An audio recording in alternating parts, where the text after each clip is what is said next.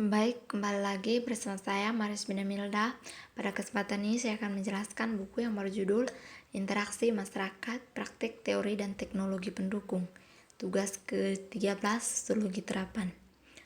Baru-baru ini diperdebatkan bahwa ada kebutuhan untuk ilmu komputer dan bidang penelitian terkait untuk menggeser fokusnya dari tugas pengguna, persyaratan, aplikasi, atau komputasi mereka untuk menginput interaksi, kesadaran timbal balik, dan evolusi. Secara keseluruhan ini adalah pergeseran dari masyarakat informasi dengan fokusnya pada informasi, penyimpanan dan pemrosesan dan transaksi data ke interaksi masyarakat dengan masalah terkait termasuk misalnya bekerja sebagai jaringan koneksi yang berlebihan dan kekesar.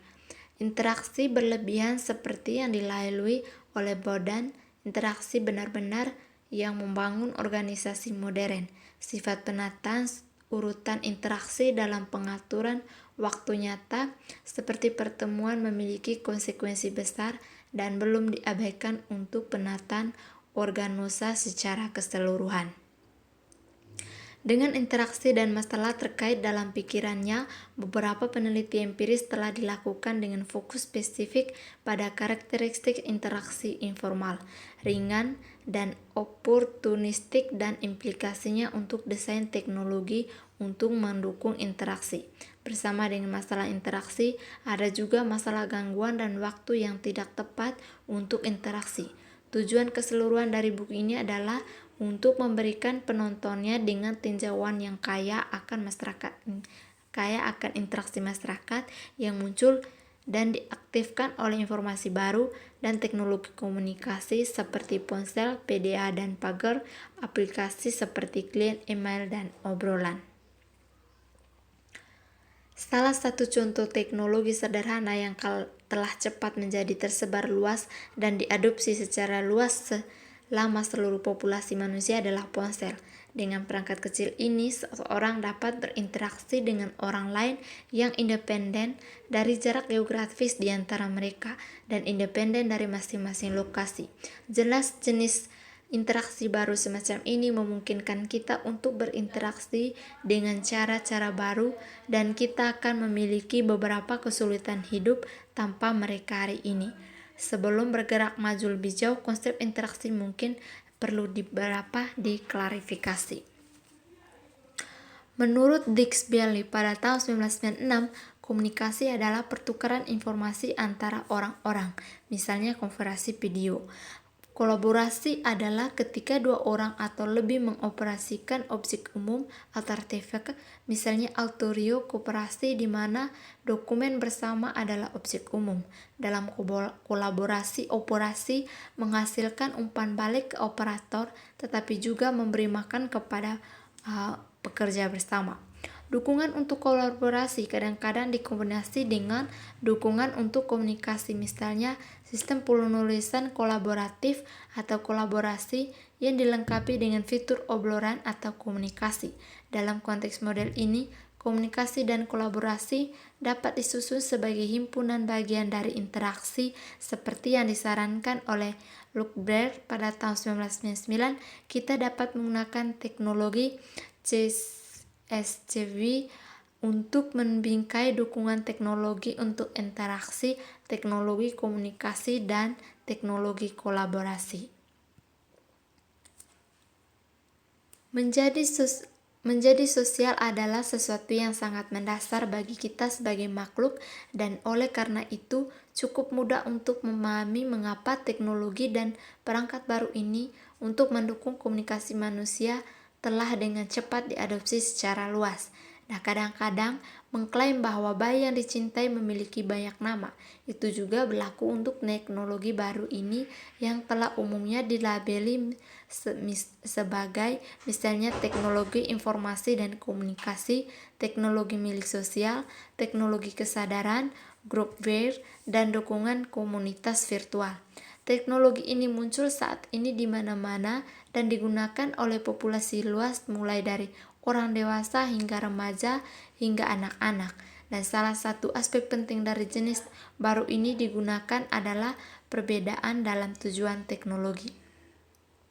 Dari sudut pandang teknis, masyarakat interaksi terutama diaktifkan di atas dua fragmen teknis utama dan global. Yang pertama jaringan telepon, termasuk jaringan seluler untuk komunikasi suara dan data. Dan yang kedua internet.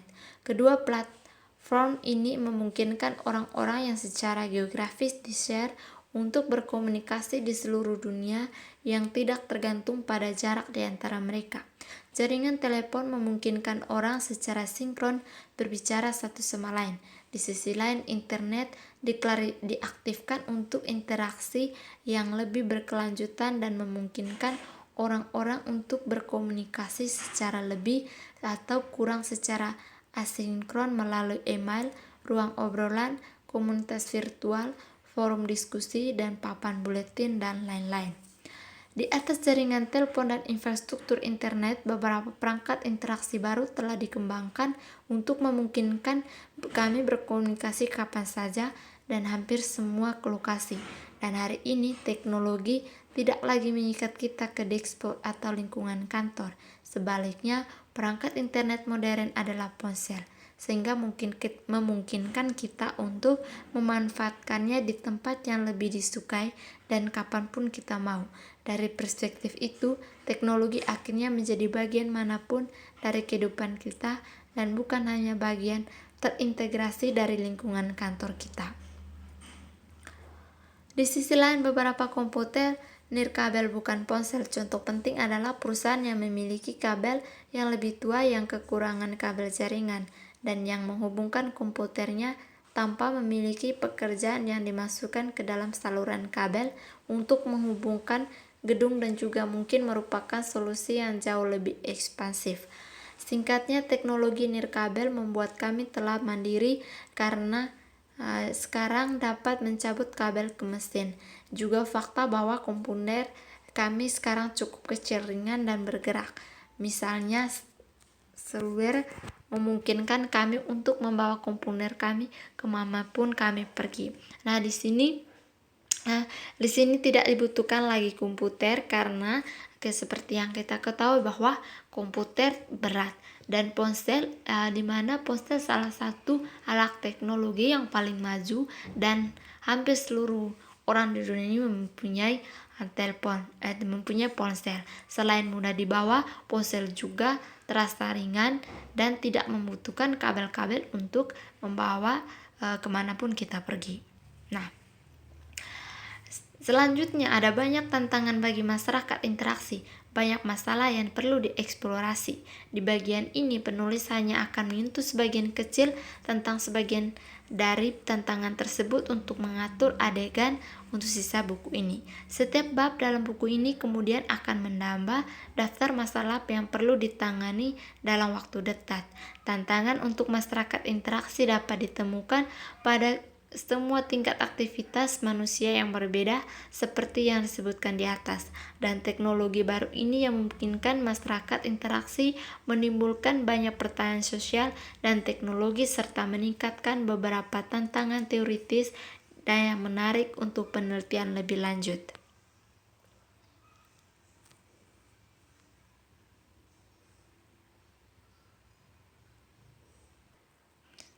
Lebih lanjut, ada kebutuhan untuk analisis model pengetahuan baru dan pedoman desain untuk cara mengatasi peningkatan beban tuntutan interaksi dan meningkatnya tuntutan untuk interaksi instan dan tuntutan untuk selalu online, selalu bersedia. Mengenai dimensi teknis masyarakat interaksi, beberapa pekerjaan diperlukan tentang cara menciptakan lingkungan terintegrasi di seluruh komputer stasioner dan seluler, mewujudkan serah terima layanan, manajemen stimulus.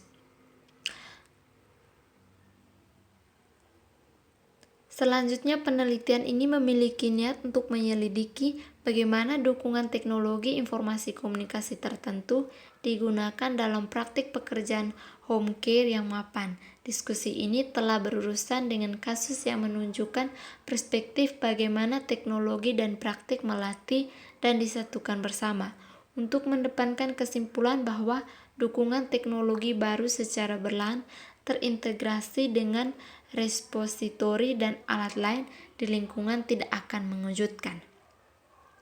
Nah, dalam makalah ini kami telah mempresentasikan studi awal dengan tujuan utama untuk menemukan pedoman desain untuk game edutainment. Setelah proses evaluasi di mana paduan ahli serta evaluasi kegunaan empiris dilakukan, sesi kelompok fokus dengan para ahli HCI dan perancang game dilakukan.